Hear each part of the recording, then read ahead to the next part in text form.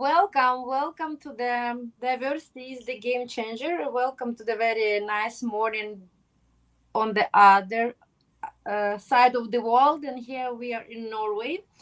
Very privileged, thankful, humble to welcome our guest today. And I do love the name because I'm actually now learning French. I'm in the French models. And please help me to welcome Alex Dumas. Thank you. Much appreciated.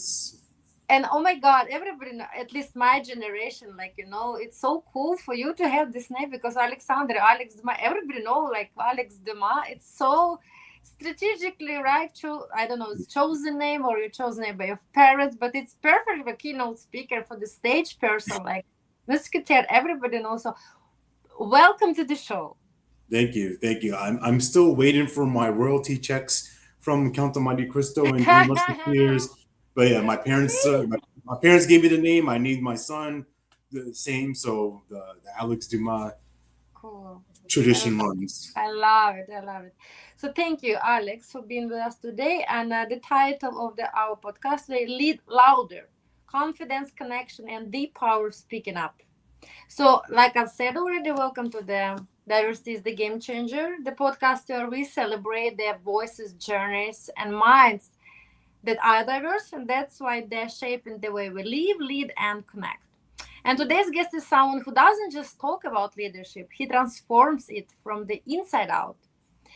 Executive coach, keynote speaker, the author of the powerful chapter Everybody Wins, including me. I hope including me as well. In the international best-selling book, A Journey of Riches, The Power of Self-Discovery. With over 20 years of experience, you're so young, I don't believe, but you started in the kindergarten. Experience spanning non-profit leadership, customer service, disaster recovery. I do love that. We all need that, Ukrainians. And sales. Alex has lived the pressure of performance and learned the power of purpose. Since 2018, he's been coaching leaders to own their voices, speak with clarity, and build trustful teams where communication is not a challenge, it is a catalyst. So he's the creator of the transformative keynote Speak Up, Stand Out. So should we stand out? Yeah, Or we can just speak up. Yeah, A powerful experience that empowers professionals to break through internal noise and lead with bold confidence. So if you're asking yourself, am I leading silence or leading out loud? This episode is for you. So welcome again. Thank you. Much appreciated, Valeria. Excited to speak with you today. We are jumping towards, but not backwards, not in the future. Who actually we try all the time, at least our mind, right? And of course, we know everybody starts from our childhood, and even the leadership has roots in childhood, right? So let's go a little bit back where the journey began. And before the stage and all this coaching work, there was a kid version of you. What aspects of your childhood shaped your outlook on the person who you are today? Long lasting echoes of childhood. Please welcome us to the kingdom of little Alex Dumas. Yeah, little Alex Dumas. So you mentioned the book earlier, Journey of Riches, and my chapter, Everybody Wins, including me. That essentially is my life story up to that point, within about 5,000 words. And the way I started off that chapter was talking about this experience when I was about 6 years old, going through my house, just doing whatever 6-year-olds do, coming across a family portrait, family picture with my mother, rest her soul, my father, my sister, my older brothers. I'm the youngest of 4, right? I like to say that they saved the best for last. But as a kid, I saw this picture and I'm doing the math in my head. I'm like, I see my sister, my brothers. I'm the youngest of 4. There's only 3 kids. So something doesn't compute. And I internalize that. I make a story that I'm not important, that I'm invisible, that I don't belong. And here's the power of thoughts, right? They're magnets. So everywhere I would go, whether it's school, whether it's in sports, my community, neighborhood, I'm looking for all these pieces of evidence to support that I'm not here, that I don't belong, that I'm invisible, that I'm not important. And if you're looking for something, you're going to find it. So I go through life as that. That's my filter. That's my lens on life. So if I'm wearing glasses right now, I'm looking for Alex is defective. Alex is wrong. Alex is stupid. Alex is dumb. Alex, right? And it took a long time to get clear on who am I, my real identity, what's my real purpose. And growing up having that lens, I also wanted to fit in, to be accepted. So I would act out of character. I'm an energetic guy. I'm what they call an extrovert, but sometimes it's hard to turn that off. Right, as a kid, I was just always on, always trying to make people laugh, be the class clown.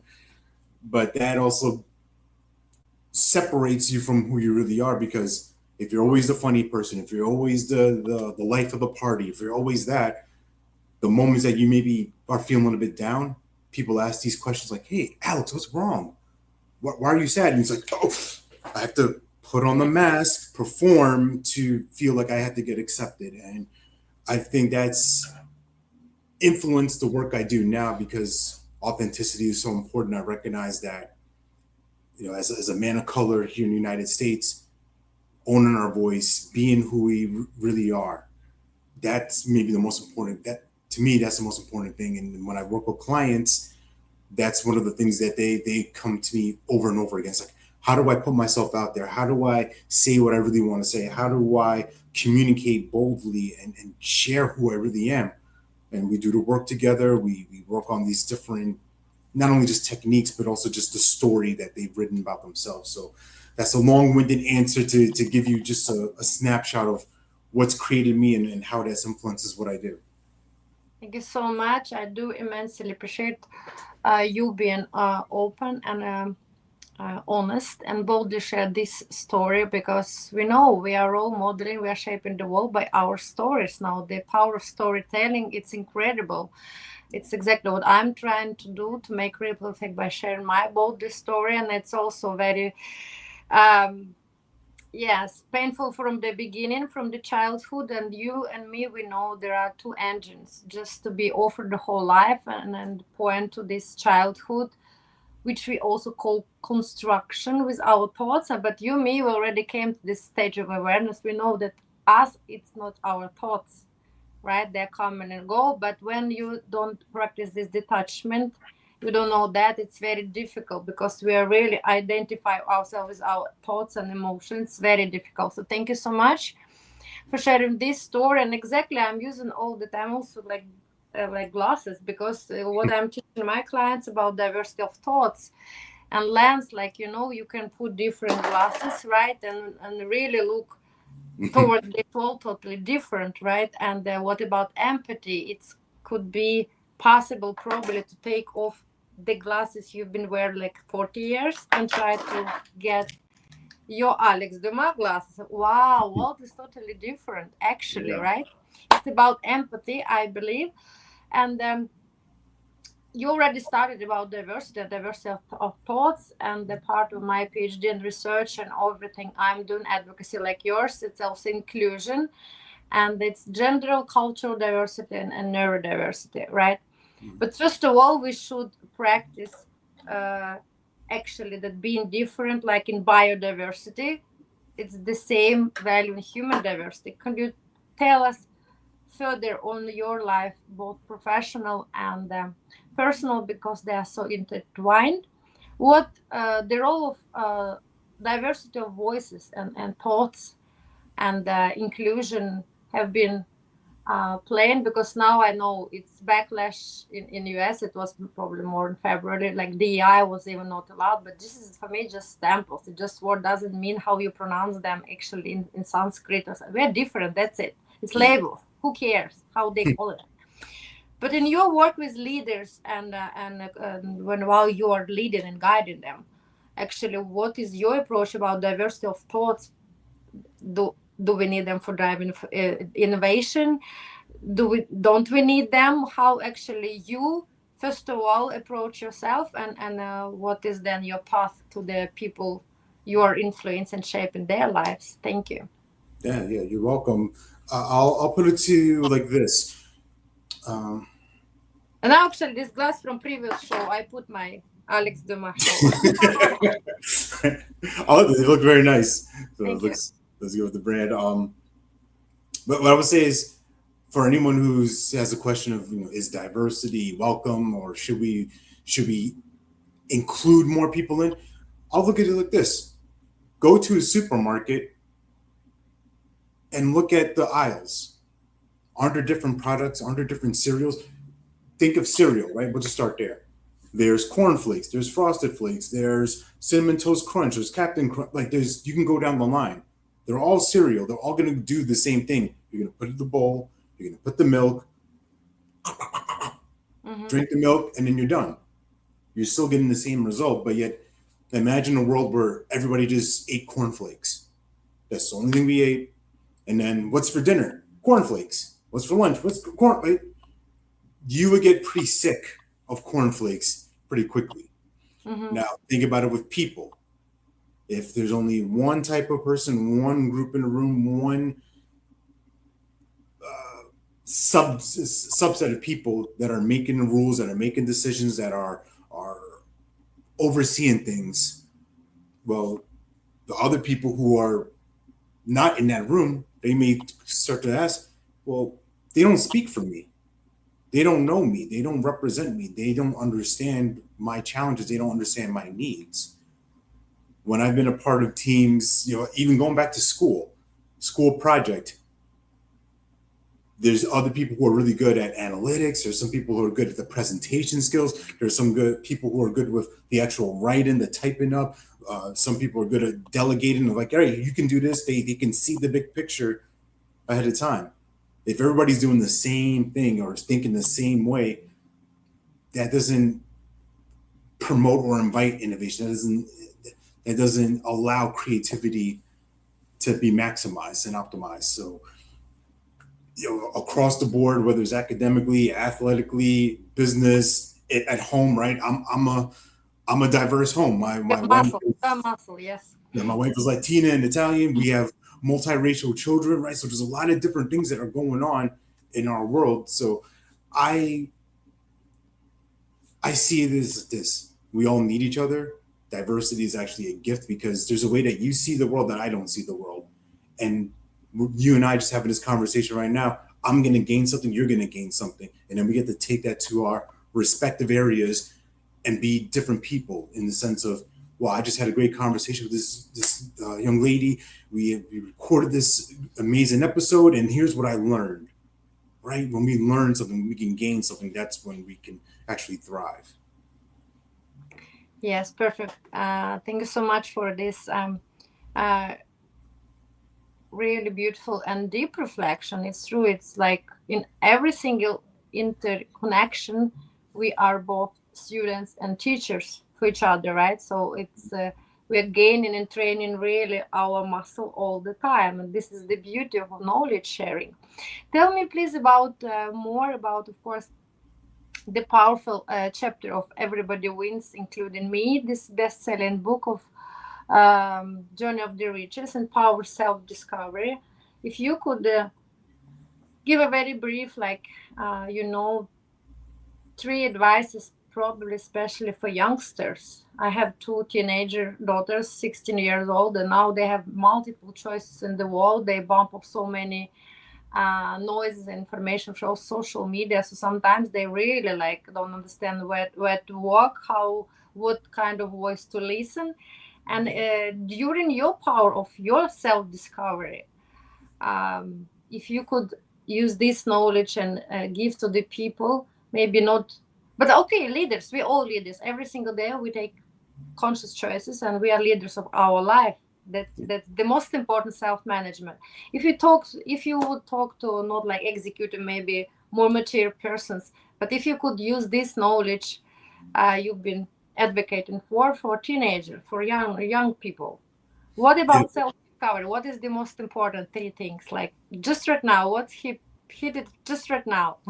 yeah. No, that's fair. And I do a lot of work with young people in my area with student ministry at my church. From my chapter, what I wanted to get across to people was the up and downs of life, and I wanted to show them these two worlds, right? I'm the same person, but I've lived these two different lives. One life of being what I would call a loser, somebody who was isolated from people, someone who was inauthentic, someone who used substances to mask Mm-hmm. pain, to push people away. So these are the ways that I was losing in life, that I wasn't able to have the things, or at least I wasn't putting myself in position to get the things in life I wanted. And through coaching, through speaking, through relationships, I discovered what I laid out as like a win framework, right? WIN, win framework. So for a young person watching this, I want to encourage you to think about one, your worth, meaning your value, your identity, who you really are, not what someone else says, not what social media is telling you, not what an influencer thinks you should look like or how you should act, but who are you at your core? Who's the real you? Because if you can't be who you really are, then you're in a place of suffering. And that's, I did my best to outline that in my chapter with the parameters I had to show you, hey, this is what suffering looks like, to be by yourself, to be resentful of the world, to be mistrustful, to be a liar, to be a cheater, to be a thief, to be this type of person. Two, I want you to look at your intentions, meaning what are you committed to? Mm-hmm. Because it's easy to get pulled along to, this is a great idea, or I should do this, and you're not anchored in of, no, no, this is what I'm going to do. With and it comes from a place of radical confidence within yourself, of like, I'm gonna get this thing done. I have a big vision, I have a big purpose, I have something that's beyond me. When I was suffering, when I was losing, everything was all about me. Alex is this, why can't I have that, right? Once I shifted my lens to seeing, wow, what I do actually makes a difference, what I do actually has a meaning and value to other people, wow, things started to turn around. And last but not least is your network. So you may have heard this phrase before, that birds of a feather flock together. That was true for me. As a teenager, I hung around with what you call thugs, drug users. So what do you think I'm gonna do? Right? I'm gonna follow suit. Now, as a man, I'm a speaker, I'm a coach, I'm a leader. Who do you think I hang around with? Who do you think I talk to?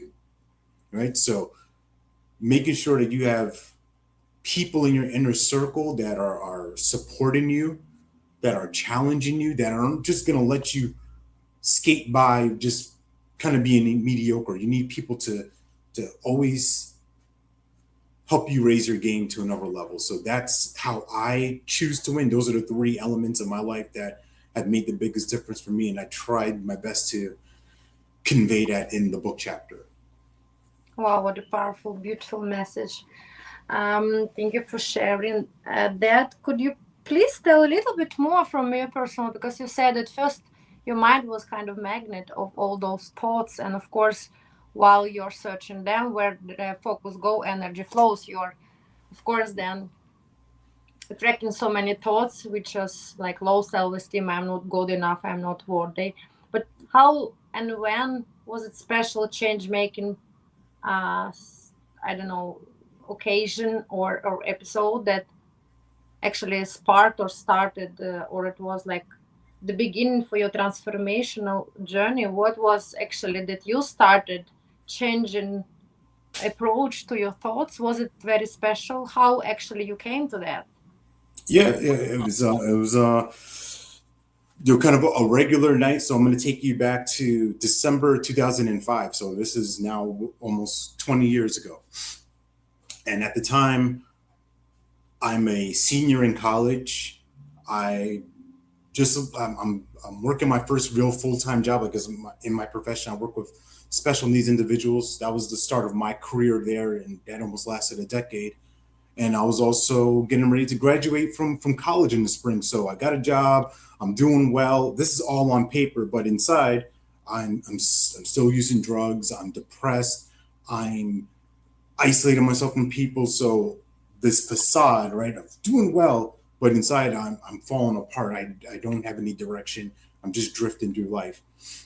So December 2005, I'm online, communicating with people, and there's this platform called MySpace. So kids, MySpace saved my life, because I came across a profile of this young lady. I reached out to her and I said to her three words changed my life. I said, "What up? Nice pics." Now I grew up in New York, so I don't have time to say what's up. I had to condense it like what up, like WADDUP. What up? Nice pics. Well, for some reason she responded. We hung out a few times, and then by January 2006, we were officially a couple. And surprise, surprise, spoiler alert, she became my wife. Right, we've been Yeah. together all these years later, and I share all that because sometimes it just takes one person to change you. It takes one person to believe in you. It takes one person to see a greater version of you than you can see yourself. That they pour a belief into you that you don't have yet, and that's what my wife Sarah did for me. She saw kind of the road I was going down. She, as we getting to know each other, telling each other our stories, she's like, you're better than this. You can do more than this. You have more to offer than what you're doing. And it took some time, but gradually separated myself from the people that I grew up with and hung out with a lot, and making that intentional change for myself was literally a lifesaver. So to answer your question, that was the real turning point of shifting from this boy who was confused, who was angry, who was anxious, who just didn't have any confidence, didn't have any real belief in himself, into who you see today and who I continue to grow into. Wow, what a beautiful, really inspirational, magical breakthrough moment and story where really someone's unique perspective, just one voice or just three words, like you said, shifted the whole direction of your life. Yes, it's amazing. It's an amazing role, inspiring. Dynamic. So my next question, I have podcast. Thank you so much. My husband actually came here. He's talking about dynamics and marriage dynamics. I'm running podcast. Yeah, thank you. But we are human beings. I do love about my show. They are not that like polished, filtered mask. We are human beings. Yes, and of course it is integrity over applause. That's why authenticity we need more in this life. We spread that, right? So thank you so much for sharing this story. It's really, really powerful because nowadays, unfortunately, and thankful to social media, a lot of platforms can people meet each other easily, but the depth of connection relationship also is very suffering because a lot of deal friends, not real friends. I'm trying to explain to my kids that social media, Facebook friends or Snapchat friends or that it's nice to call them, but don't forget about the depth of connection. That actually, do you have real friends now or just kind of deal friends? Because how much actually we have been experienced since you and me, we were the kids, right? It was totally another approach. So I would like to talk in the same vein a little bit of still diversity of thoughts, because my biggest advocacy and passion now, it's a new emergent aspect of diversity. It's not new emergent in times of existence, but now that we are raising awareness and talk boldly, honestly more, it's about neurodiversity or cognitive diversity. And I'm displaying OCD. I don't know if you have heard this term, obsessive compulsive disorder. And Yes. neurodiversity, it's umbrella. It's actually basically it's like biodiversity. Our brains are wired differently, and this is the beauty of that. This is our brains, like I do believe we propel the society, especially industrial revolution. We really creative, innovative, yet we don't fit in this neurotypical world. Because I could never sit in the office from 8 until 4 and be happy in my life. Never, ever. The Yeah. most creative concepts on my PhD when I'm totally relaxed in my pajama on the floor after meditation, But this is my one of the examples, right? So because I'm displaying this OCD and I have two kids who I have adopted them from Ukraine many years ago, and one of them also very neurodivergent. And I'm happy we live in this era that we can at least talk a little bit more, because I made in Soviet, it was taboo, it was not allowed. It's like shame for all the generations just to mention that, right? Yeah. So what's your idea and reflection about this, probably breaking barriers, even communication barriers, that we can talk about that. We can talk without stigma, prejudice, and taboo. There is nothing to be ashamed, which I believe so many years. And how do you believe neurodiversity can show up in your coaching keynote work, or maybe it's already there? So, just how do you believe leaders can get and provide better support to neurodivergent people like me, that we can be better team members or players? Very freely, just your reflection. Yeah, yeah. The two words that came to my mind are exposure and experience. Right? When we're exposed to different people, to different backgrounds, and in this case, people who have different thinking styles, right, who see the world differently, you get exposed to and you get experience with them, right? You get educated rather than someone who you can see it on the screen, like, oh, okay, this person's neurodivergent, right? That you hear the words, you may understand it, but you may, until you meet somebody, until you have an actual conversation with someone who who is like that. Now it's different. It's a personal connection, right? Before I worked in the special needs population, right? You would hear words like autism or traumatic brain injury, cognitive impairment. It used to be called mental retardation, right? Um, Down syndrome. Those were just words to me. They didn't have much meaning to me until I started working in that field, and I had to understand this is how this person thinks, this is how this person processes. So I have to adjust my communication style to match theirs because I'm a high energy person. I'm kind of go, pume, and slowing down, allowing them to work it out in their heads and grasp it, right? Get the light and the spark of, hey, this is what I wanted you to do, or this is what I'm trying to express to you. They get it. And being patient is definitely a huge quality because it can be tough, right? If you're trying to understand what somebody's saying and they may have some issues vocalizing, right? It's going to take a little bit longer for you to get to the point. And it was tough for me because, like I said, I'm really ramped up. And so slowing down and listening to somebody and trying to be present with them was a challenge, but it's something now that's actually served me a lot as a speaker, as a coach when I work with clients, because that's one of the things that I get, I don't say complimented on, but people notice. They're like, wow, you really like paying attention to me. Like, yeah, that's just what I've been trained to do. That's what I know how to do.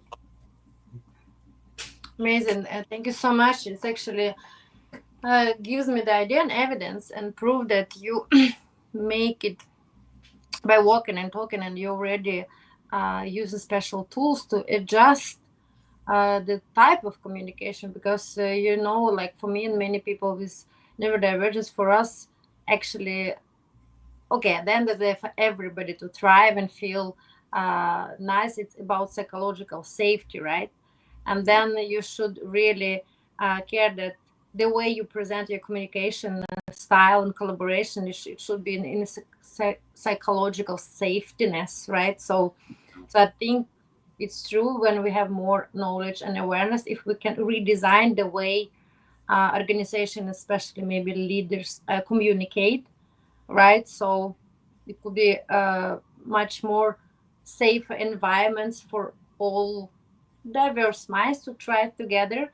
So what do you believe, you could redesign the way organizations train leaders around communication and give them like more idea that you should be inclusive, not like towards, like now it's like cultural diversity, gender diversity, and okay, physical diversity, right? But there are also cognitive diversity, which actually we can't see, right?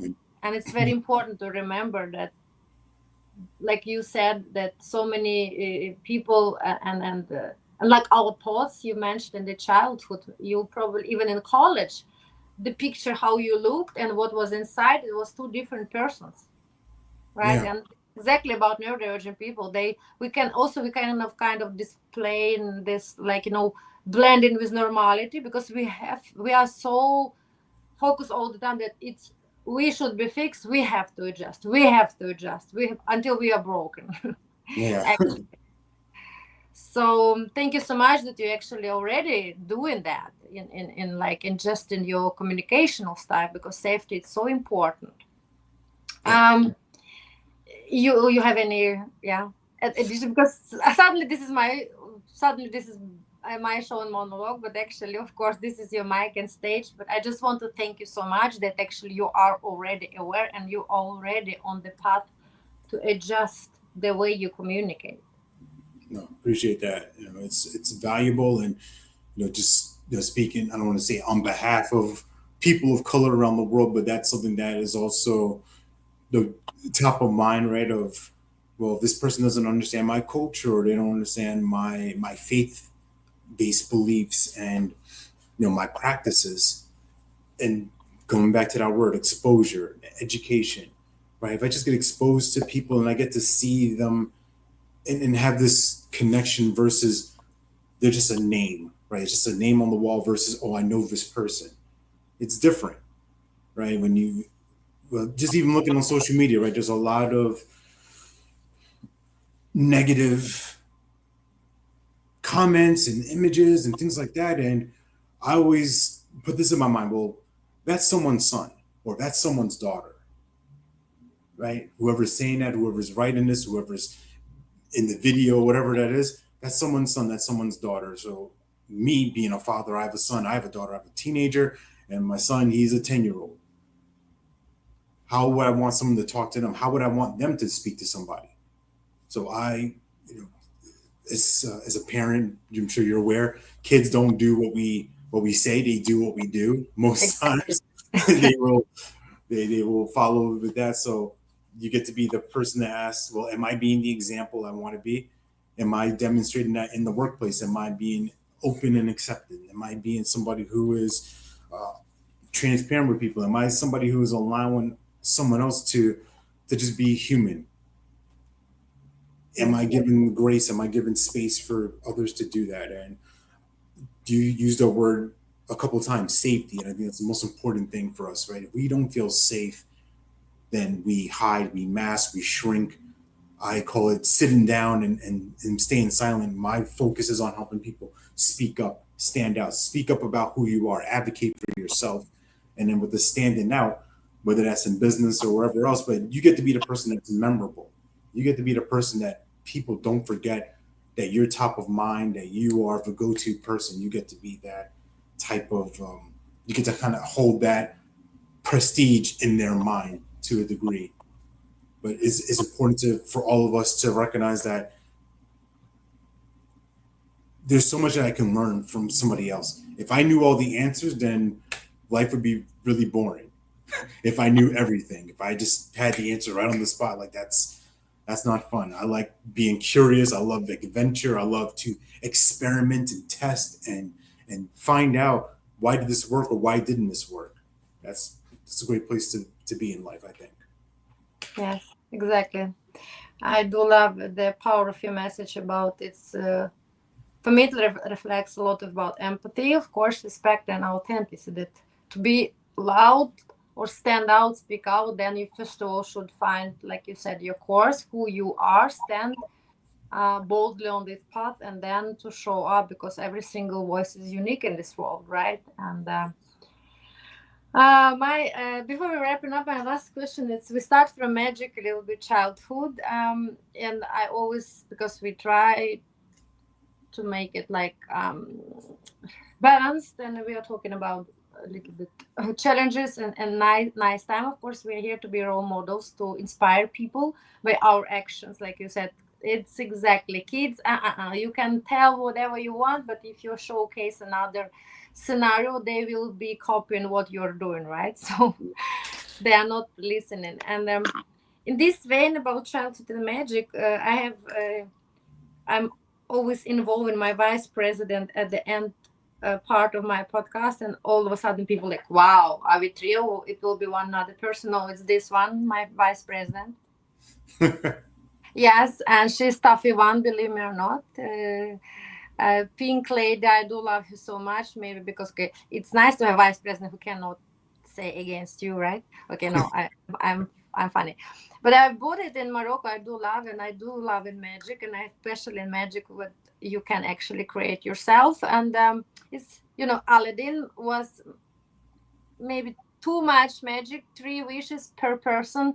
This one sustainable would like to help as many people as possible. So one wish would be very kindly granted to you by her.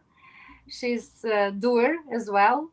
She does everything what she yeah is she promised. So exactly right now, your last not last wishes, but I mean like for this show. But I mean like the wish you could wish that this my vice president, this toughy Pinky can fulfill, can be whatever you want, from the peaceful humanity for nice pizza with, I don't know, seafood, or it doesn't matter. It's actually exactly what is in your soul now and comes to your energy. Yeah, my wish, if yeah, my wish would be for people to know that their stories matter and their voices matter. I believe when people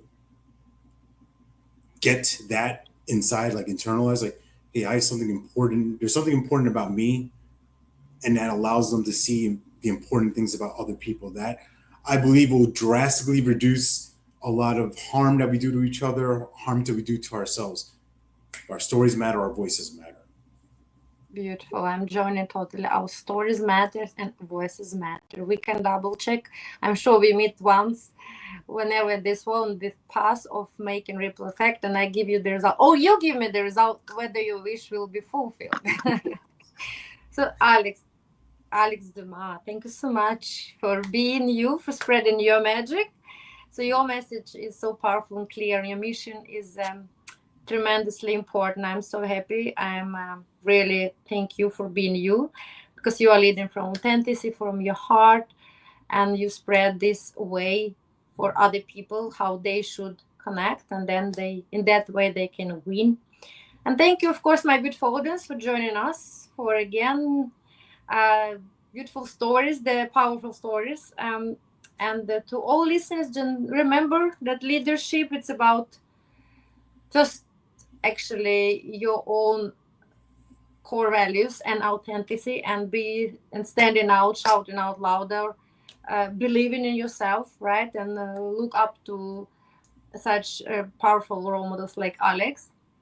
Yes, always reach out to me, to him, if you need advices. It's about, we try to create here by platforms I have in, and he has spaces where all voices can feel really safe to speak. So thank you so much again, and I wish um, first of all, you, of course, and your wife, who could change your life, so much health and blessings to your family. This Thank is the you. most important, because we know we are like in this special interconnection, right? We all intertwine all the levels, but it's the first row of like cinema, our people.